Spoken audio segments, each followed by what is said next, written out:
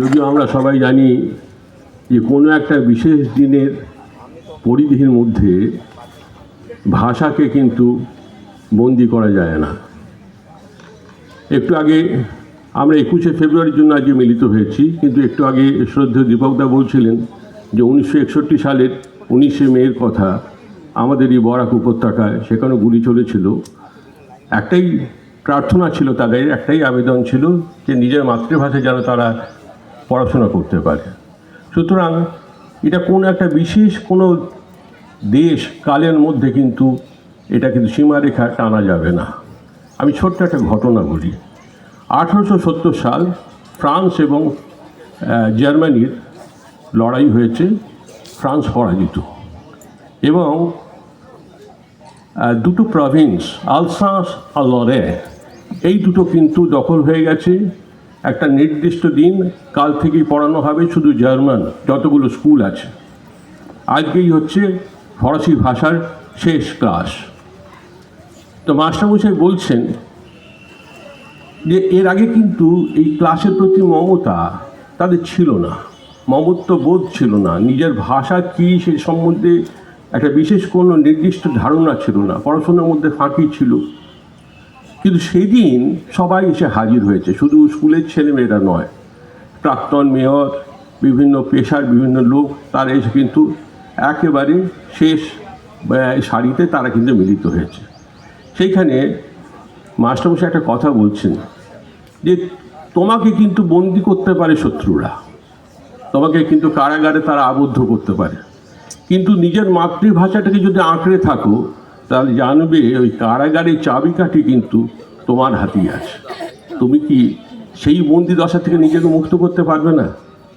সেদিন কিন্তু অন্য দিন ছেলেমেয়েরা ফাঁকি দেয়, মাস্টারমশাইয়ের কথা শোনে না, সেদিন কিন্তু তারা শুনল মন্ত্রমুগ্ধ হয়ে। তো সুতরাং প্রত্যেক দেশই বলে, প্রত্যেক ভাষাভাষী মানুষের প্রতিনিধিরা বলেন আমার ভাষাটাই শ্রেষ্ঠ ভাষা। আমি আরেকটা ছোট্ট ঘটনা বলি। ঘটনা মানে এটা কিন্তু আমরা সবাই জানি, কিন্তু অনেক সময় খেয়াল করি না। আমাদের বাংলা ভাষা, এই যে আমরা বলি বাংলা ভাষা আবেগ টাবেগ সমস্ত বলি, কিন্তু আমরা এটাও তো বলি জানেন দাদা আমার ছেলের বাংলাটা ঠিক আসে না, সে তো বলি। কিন্তু এটা জানেন যে ধরুন আজকে আমাদের ছেলেমেয়েরা অনেকেই কিন্তু উচ্চাকাঙ্ক্ষী, তারা ফরাসি শিখতে চায়, তারা জার্মান শিখতে চায়, কিন্তু ধরুন আমরা যদি আমাদের বাংলা বর্ণমালা ভালো করে না জানি তাহলে না পারবো ইংরেজি ঠিক উচ্চারণ করতে, না পারবো জার্মান উচ্চারণ করতে, অথচ জার্মান তো শিখতেই পারবো না, শুনতে অদ্ভুত লাগে। কিন্তু ধরুন আমরা যখন ইংলিশ বলছি একটা তালবস্য উচ্চারণ করছি, ঠিক সেমভাবে যদি আপনি জার্মান শিখতে যান, আমরা জার্মান মাস্টারমশাই বলবেন যে আপনি তালবস্য দন্তস্ব মূর্ধন্যস্ব ঠিকঠাক উচ্চারণ করতে পারেন। আমরা মনে হয় যে আমি জার্মান শিখতে এসেছি, আমি এগুলো শিখবো কেন?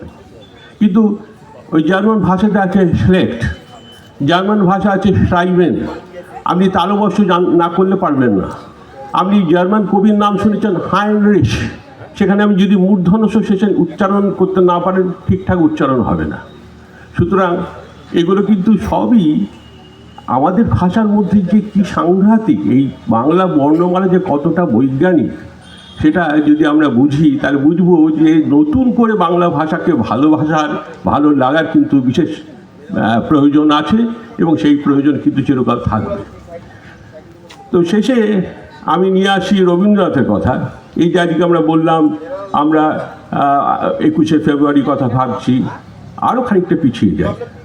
1897 সাল, 1897 সাল নাটোরে সেবার কিন্তু বেঙ্গল প্রভিন্সিয়াল প্রাদেশিক কংগ্রেস অধিবেশন বসেছে।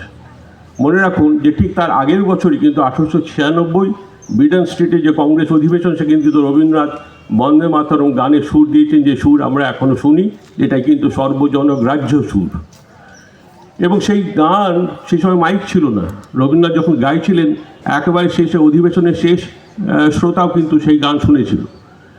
তো সেই হোক 1897 নাটোরে কিন্তু সেই আসর বসেছে। নাটোরের রাজা জগদীন্দ্রনাথ তিনি কিন্তু অভ্যর্থনা সমিতির সভাপতি স্বাভাবিকভাবেই, এবং জোড়াসাঁকো ঠাকুর বাড়ির সাথে তার বিশেষ সম্পর্ক, সুতরাং গোটা জোড়াসাঁকো ঠাকুর বাড়ি কিন্তু নিমন্ত্রিত। তো সেখানে সবাই রয়েছেন। রবীন্দ্রনাথ তো আসেনি। আমরা জানি যে 1905 সাল অবধি রবীন্দ্রনাথ কিন্তু রাজনীতির ক্ষেত্রে, যেটা আমাদের সক্রিয় রাজনীতির ক্ষেত্রে যথেষ্ট পরিমাণে ছিলেন, তারপর সরে আসেন তার নিজের বিশেষ কোনো কারণে। এবার সেইখানে উনি অভ্যর্থনা সমিতির সভাপতি আছেন, রবীন্দ্রনাথের মেজদাদা সত্যেন্দ্রনাথ, তারা সব রয়েছেন।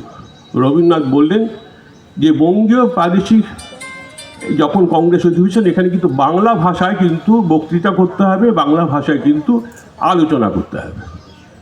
আর কংগ্রেসের বিখ্যাত সব নেতারা তারা কিন্তু একদম হই হই করে উঠলেন, বলে কখনোই নয়, কংগ্রেসে যেমন হয় তেমনই হবে, ইংরেজি হবে।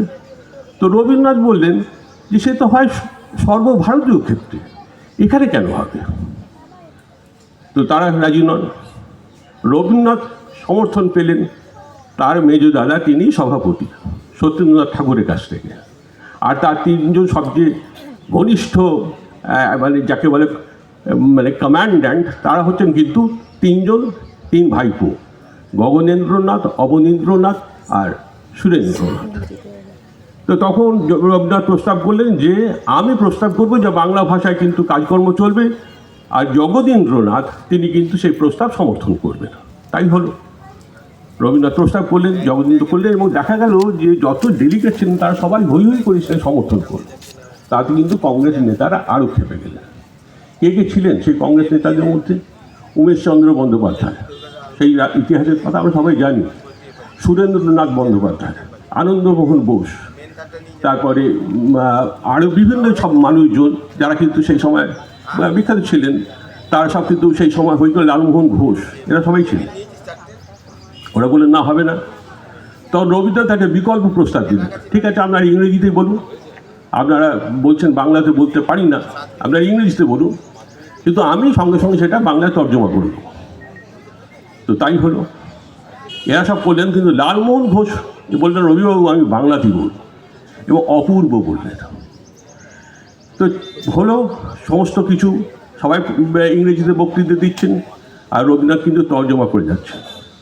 তো শেষ হলো, সবাই শুনল, কিন্তু এই কংগ্রেস নেতারা কিন্তু কটাক্ষ করতে ছাড়লেন না। উমেশচন্দ্র বন্দ্যোপাধ্যায় রবীন্দ্রনাথকে ডেকে বলছেন যে রবিবাবু, your Bengali was wonderful, but do you think that this চাষাস অ্যান্ড ফুসাস understood your very fluent Bengali better than our English? আমরা তো বাংলা অপূর্ব, কিন্তু এই চাষাভুষোরা আমাদের ইংরেজি ভাষা বুঝতে বুঝতে পেরেছি, কিন্তু আপনার সুললিত বাংলা বুঝতে পারলো তো? রবীন্দ্রনাথ স্মিত হাসলেন, কিন্তু কোনো উত্তর দিলেন না, কিন্তু নিজের দৃঢ় অবস্থান থেকে সরলে তো না। আর এই লালমোহন ঘোষ যেহেতু বক্তৃতা শুরু করলেন, তারপর থেকে কিন্তু প্রাদেশিক সভার যে সমস্তগুলো ছিল, যেগুলো বাংলাতে হতো, সেগুলো প্রত্যেকটা কিন্তু বাংলা ভাষাতেই শুরু হয়ে গেল কাজকর্ম। সুতরাং 1897 সাল, সেটাও একটা ঐতিহাসিক ঘটনা। সবাইকে নমস্কার জানিয়ে আজকের এই বিশেষ দিন, সেই বিশেষ দিনের যে ভাবগম্ভীর পরিবেশে যে সমস্ত অনুষ্ঠান হচ্ছে সেগুলো এগিয়ে যাক, এই প্রার্থনা জানিয়ে শেষ করছি।